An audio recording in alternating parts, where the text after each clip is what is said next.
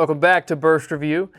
Recently I started reading about the concept of a fighting rifle. Now I've been familiar with the premise for, I don't know, roughly a decade or so, but I never really given it too much thought. I said, all right, I've got a couple of guns that I know are reliable, that should be sufficient. But when I went to go online and I looked at what other people were doing, either in videos, articles, or whatever, I noticed that the majority of the people writing about quote-unquote fighting rifles were overly concerned or overly specific about which accessories they put on their gun.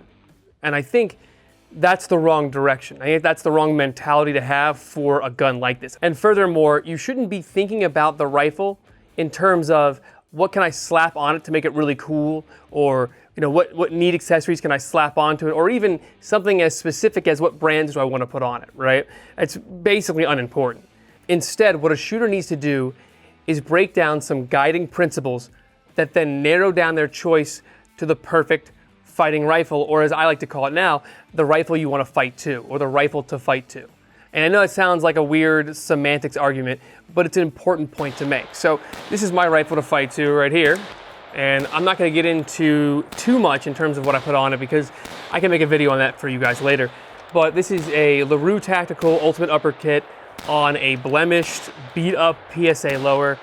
And aside from that, I've got a Savvy Sniper Sling, which I think is like God tier. And then a Silencer Co. ASR flash hider on the end that I use to mount the Silencer Co. Saker 762 provided by Silencer Shop. But what I wanted to get into is the guiding principles for me that helped me arrive at this rifle. And I'll be honest, this thing's not complete. There are aspects of this gun that I don't love, but they're kind of good enough for the time being. One example is the lower receiver, while is perfectly mil spec, it works great, it looks fine, whatever, I don't care. It's lacking in some functionality that I really wish it had. And the functionality that I'm talking about / looking for is an ambidextrous bolt release. And I want one that's integral to the design and not one that I have to cut into the design or have that like a bad lever. And what I'm basing that off of is the MPX's lower receiver, which has that built-in ambidextrous bolt release. And I think it was a missed opportunity of SIG to not put it on their MCX.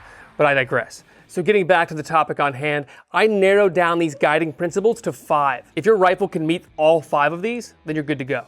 So what are they? Well, number 1 is going to be reliability. This needs to be paramount. Above everything else, the gun has to be flawlessly reliable, or at least as close as you can reasonably get it to. Thus far, this rifle has ran phenomenal for me.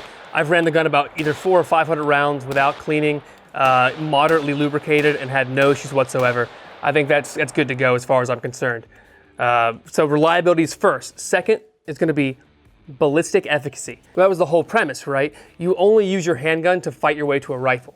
So the rifle you choose has to be ballistically superior to the handgun you're bringing to the fight otherwise. I mean, really, if it's not, then you're kind of wasting your time. So even 223 will outperform like 9mm or 40 Smith & Wesson, especially at range. Which brings me to number 3, which is going to be range / accuracy. Your rifle needs to be able to effectively engage those targets at distance and be accurate enough to actually hit them. Now, what does accurate enough mean? Well, I would define that as at least 2 MOA. This gun, from my experience with this LaRue barrel, is closer to about 1 MOA. It's phenomenal. Is 1 MOA a must-have? No. Realistically, a 2 MOA rifle will be plenty. Fourth is going to be capacity. Whatever gun you're fighting to, right? Presumably, you're fighting to because things have gotten out of hand. The odds are stacked dramatically against you. They're not in your favor at all. You need to shift the odds and turn the tide. And the best way to do so is to be able to bring overwhelming firepower against your enemies. And so you're not going to want something like a Mossberg 500 or a Remington 870, which is limited in capacity to I think a max of like 7 or 8 rounds. Whereas even a Stanag like this Lancer is 30 rounds. And you can get incredibly more capacious magazines for your AR-15, though I think personally, and I don't like to get into the specifics of equipment, but Lancer makes the best AR magazine on the market as far as I'm concerned. So you're bringing more firepower to bear, and because of the quick reloading nature of an AR-15, you can not only get those 30 rounds on target fairly quick, you can also replenish your AR and get 30 more, or however many more, on whatever your target happens to be. Which bleeds into and brings me to my final category to narrow down what would be your ultimate rifle to fight to. And that's going to be ergonomics. So for me, if I have to fight the rifle to get it running, or if it's going to slow me down in any way, shape, or form, or worse yet, require 2 hands on the gun at all times to manipulate, it's not worth having. Because you never know how bad things might get in that situation where you need to actually fight to one. And so the last thing you want to do is have to juggle a damn gun in your hands trying to manipulate it. That's my problem with the AK. Like, I love the AK. I have shot thousands upon thousands of rounds through AKs, but I'm not blind to their shortcomings. Both the fact that you have to reach behind or underneath to charge the action, and the fact that to release the magazines, you need to do the beer can grab. Well, you can do the Spetsnaz reload, but even that's 2 hands. If I need to drop a mag at this AR, I can just, here it goes, right? That, the safety, and the flat shooting nature, this gun has phenomenal ergonomics. And as far as I'm concerned, the AR-15 series and family of rifles sets the gold standard for ergonomics among long rifles.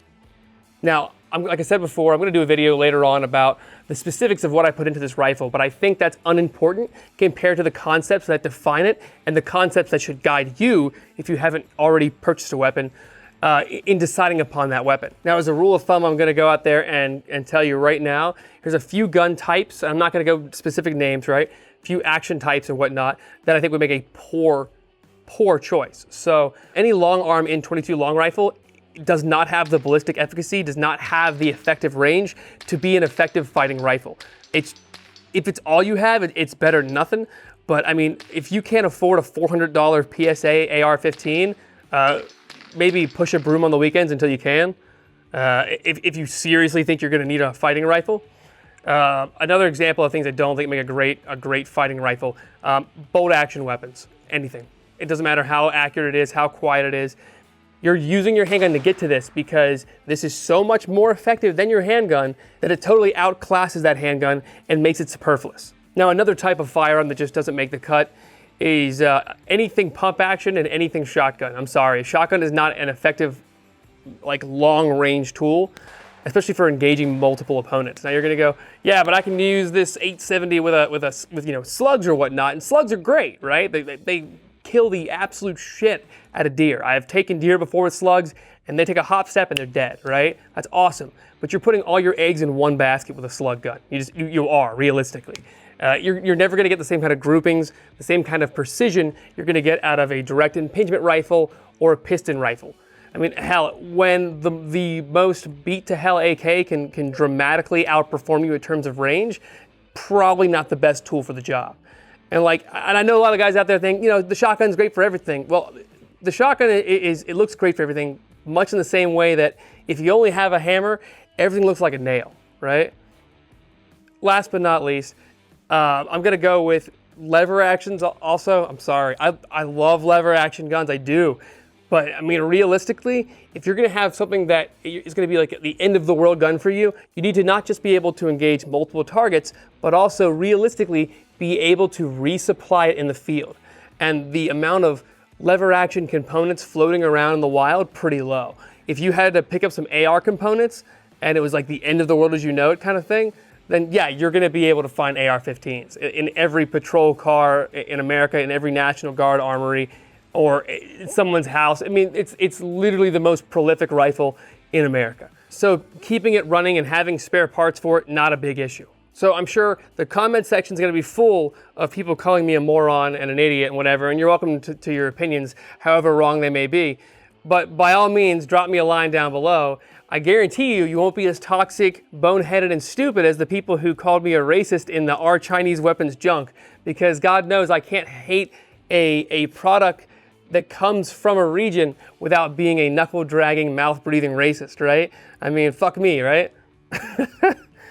Thanks, guys. Don't forget to like, comment, and subscribe for more Burst reviews.